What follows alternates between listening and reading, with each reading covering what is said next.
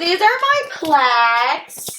This is my very first one in 2014.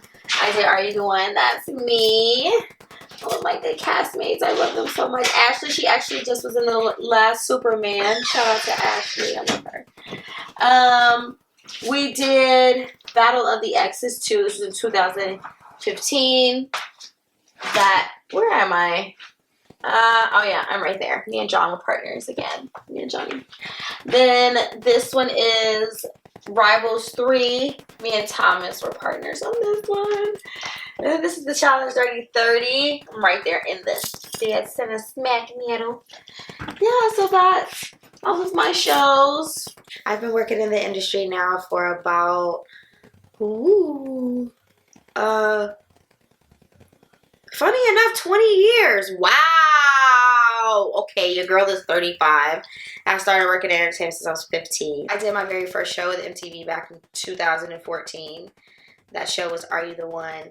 And after I did Are You the One, it really... sorry. So I did my first interview. I did my first television show in 2014 with MTV. It was called Are You the One?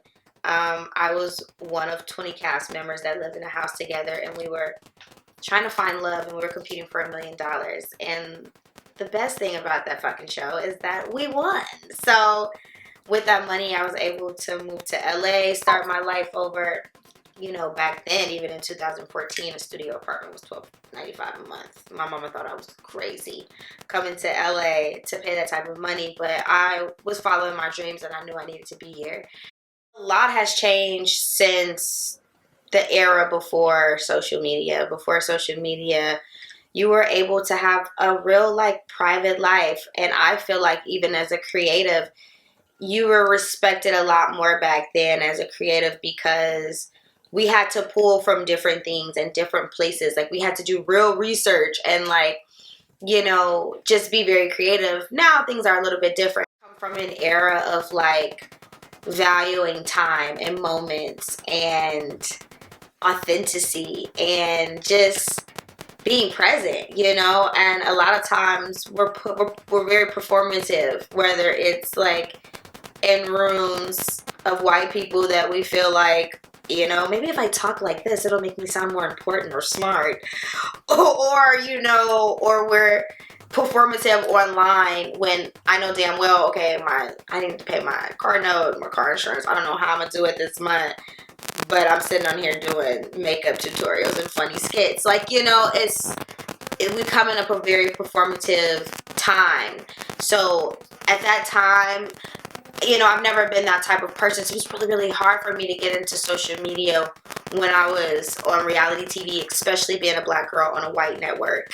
I got a lot of hate, a lot of backlash, a lot of oh my God, I've got some crazy messages. People finding my grandmother on Facebook and writing her your fucking granddaughter is a stupid black bitch. I hope she dies. My grandma oh my God, please don't share your location when you go out. They looking for you. I'm like, girl, these people's crazy. They just trolls. But, it's really scary that people out there will see you on TV and, have this perception of you they have you figured out when they don't know who you are. The booth at my house. This is where I record. And then I get to, change different colors, They might keep calling, you don't want them. Too bad, gave me your thoughts, you should be honest. Oh yeah, I got them bands, them bobbing, should it be on me? I believe that you have a level of surveillance on yourself all the time before you post. Even with myself, sometimes I find myself why am I putting a filter on? I did my makeup, I look cute, the makeup is the filter on my face, but then I have to put another filter on the filter. It's why? Why do I do that? People are going to adjust the way that they feel, and their opinions based on the mass majority. Because a lot of times people don't want to be left out. Just as human beings in general, nobody wants to be left out. So if you're the oddball, if you're the person who's I don't want trans men in the women's locker room, people are gonna be, oh my God, when it's like, well, the man has on a mustache and a dress. You want me to take you serious, you gotta take yourself serious. Like, do the work to make me even think that you're not a man then, if it means so much to you. But like, see, if I said that online, I would probably get canceled. You know, like, it's just like, and sometimes it's okay, you know, if you don't feel the same way as other people, you know, as long as you're not, it doesn't affect the way you treat them. You know, just because I may not agree with a trans person does not mean that when I see them, I'm going to be like, ew, gross. I'm going to be like, hello, how are you? If they want to be called them, they, their, then that's their business. But I have learned that there's just a time and a place for everything. And sometimes what you put on social media, it can literally follow you forever. In our modern age of social media, we are spectators. We want to see everything. The problem is, as a result, we increase the ways in which we are seen by others, so that the spectator and the spectacle become one and the same thing. Well, to begin with panopticon theory, we'd have to talk about the building. So Jeremy Bentham, in the 19th century, created a new model for prisons, in which you have a central guard tower in the center, and all the cells are cylindrically arranged around that guard tower, so that you could look into any cell from the guard tower. But the problem is no one knows where the guard is in the guard tower. And of course, as all experiments go, you begin to realize that the prisoners don't even need to have a guard in the tower. They will just behave because at any given moment, they could be watched.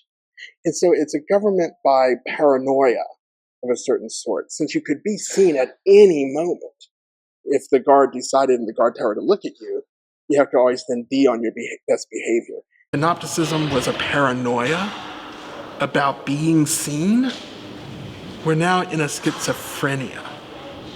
We're already always being seen.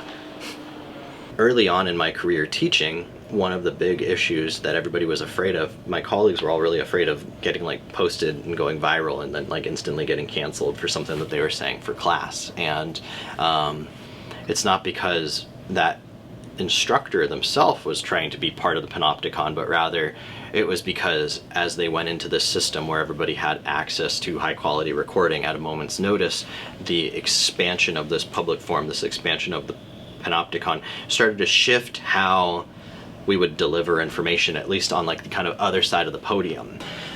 Everything used to be genuine, but somewhere along the lines people used to start saying things like do it for the gram, and now it's almost like the intention is that the majority of what you do in public, you understand that you might get posted and might go viral at a moment's notice. So I think that there's this shadow of a fear that you might have your big break, but that also might lead into an opportunity to be canceled, or it might lead into, you know, a meme that we're following for 3 years, like the Haktua girl or whatever else. Sometimes I find myself commenting under like a shade room post or something, and then I'm like, somebody that follows me just might see this. People have a tendency of liking my comments under posts, so I'm like, I have a feeling somebody might see this, you know. So I have deleted things that I may feel very strongly about or opinionated about because I know that certain people follow me, and I feel that I've learned to accept it as I'll be able to do that in my time, you know. When I get to a certain place where I feel that I can't be canceled, you know, I make enough money to where I don't give a damn about being on your project because I funded mine. Like, you know what I mean? Like, when it's to that level, then I feel like I could be able to be a lot more vocal about the things that are super important. I admire the idea of creating characters online. Most people who use social media are literally giving themselves to the world in this panoptic fashion. If everyone has posted everything about themselves, then they have to worry about being canceled. But more importantly, they're worried about the opinion of their followers and the opinion of the other members of the group. And so if you say that, for example, you're a Republican, you can then never critique the President of the United States right now, because then that would put into question your loyalty to your party. Similarly, if you're a Democrat, you would say something and that doesn't match the brand. And then you're self-correcting. And that's not even you then, but you're censoring yourself. And you're censoring yourself for the sake of the having been seen. In that case, it would be panopticism. In other cases, we already are just victims of groupthink. Given the way social media has trained people, they know to see something, like it, and share it, repost it, things like that. So when I'm talking with people about politics, for example, what I usually get is a litany of the talking points that they already have received on social media. They will then like that or repost it. And when I point out to them, you're just repeating this meme that you saw. Say more underneath that. They don't know what they're talking about. They don't actually have an opinion. They themselves have become the social media application. They simply like and repost.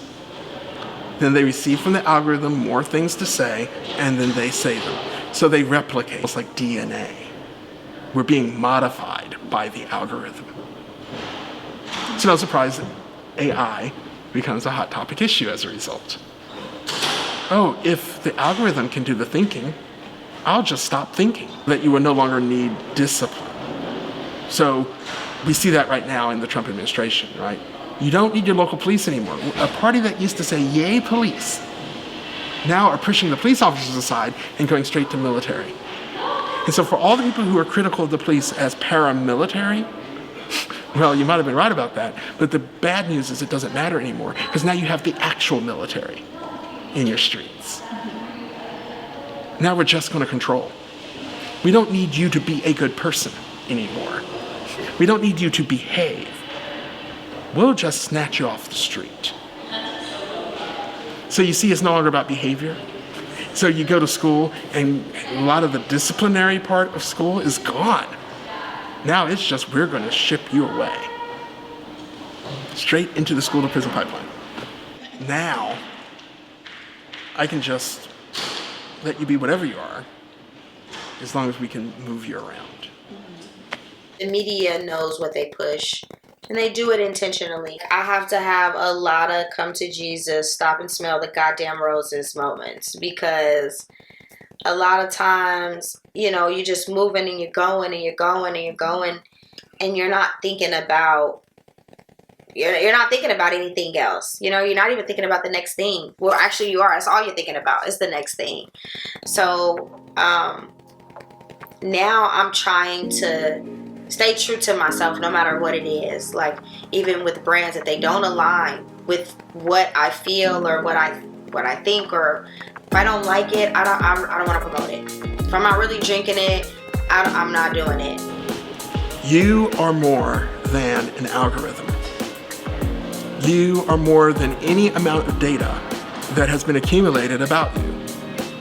Part of being a human being is the determination of what one can be, and then trying to become that. Do not cheapen that. Do not abdicate that. Be human in the fullness of that sense. And that means setting aside time to simply be by yourself and with other human people, with no intermediary of electronic devices or artificial intelligence, and you will discover a dimension of being human that has eluded you in the name of data, in the name of algorithm, in the name of likes. Be yourself.